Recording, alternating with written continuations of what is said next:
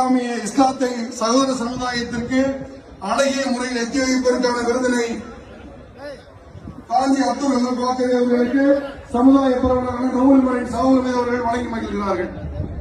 அடுத்து ஒரு சிறிய அறிவிப்பு. விருதை பெற்றிருக்கக்கூடிய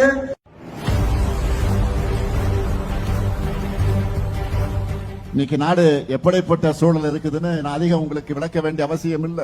அதுல இஸ்லாமிய மக்களான நீங்க எப்படிப்பட்ட அச்சுறுத்தலை எதிர்கொள்றீங்கன்னு உலகத்துக்கே தெரியும். இப்படிப்பட்ட நிலையில நான் உறுதியோடு சொல்றேன், இஸ்லாமியர்களுக்கு பாதுகாப்பான மாநிலமாக இன்றைக்கு இருக்கக்கூடிய ஒரே மாநிலம் தமிழ்நாடு தான். அதுக்கு காரணம் திராவிட முன்னேற்ற கழகம். திமுக தான் சிறுபான்மையின மக்களை காக்கக்கூடிய காவல் அரண். அதனாலதான் உங்க உணவு அரசியல், கும்பல் வன்முறை போன்றவை இன்றைக்கு தலையெடுக்காம இருக்கு. இந்த அமைதி சூழல் சிலருடைய கண்களை உறுத்துது. தமிழ்நாட்டில் எப்படியாவது குழப்பம் ஏற்படுத்தலாமான அவங்க போடுற ராஜதந்திரங்கள் எல்லாம் வீணாகிட்டு இருக்கு. அதனால தங்களுக்கு ஏத்த அடிமைகளாக இருக்கிறாங்களே இடி, சிபிஐ, ஐடி இது போன்ற அமைப்புகளை வச்சு மிரட்டி தங்களுக்கான கூட்டணியா உருவாக்கி மேடையை ஏறி இருக்காங்க. இன்னைக்கு திராவிட முன்னேற்ற கழகத்துடைய தொண்டர்கள் வீதி வீதியாக வீடு வீடாக பரப்புரையை தொடங்கிட்ட மாதிரி நான் உரிமையோடு உங்களிடத்தை கேட்க வந்திருக்கிறேன். இந்திய யூனியன் முஸ்லீம் லீக் தோழர்களும் உடனடியாக தன்னுடைய பரப்புரையை தொடங்குங்க, தயாராகுங்க.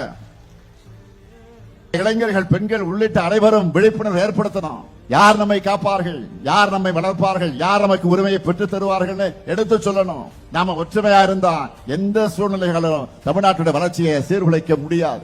சுயநலத்துக்காக தமிழ்நாட்டோட நலனை அடகு வச்சிருக்கக்கூடிய அடிமைகளுக்கும் அவங்களுக்கு கட்டளையிடுகிற டெல்லி எஜமானர்களுக்கு புரிகிற மாதிரி உரைக்க சொல்வோம், உறுதியோடு சொல்வோம். தன்மானமிக்க தமிழ்நாடு தலைபணியாது, ஒருபோதும் அடிபணியாது.